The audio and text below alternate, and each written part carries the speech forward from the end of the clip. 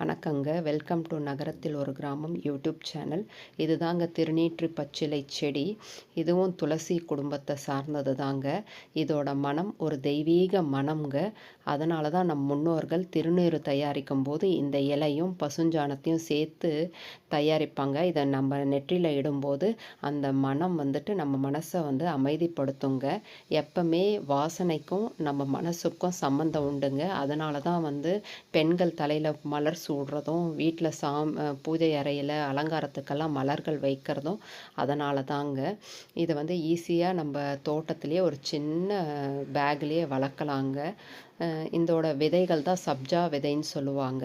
இதை இரவு முழுவதும் ஊற வச்சுட்டு தண்ணியில் ஊற வச்சுட்டு காலையில் வெறும் வயிற்றில் சாப்பிட்டா சிறுநீர் தொற்றுலாம் நல்ல மறையுங்க.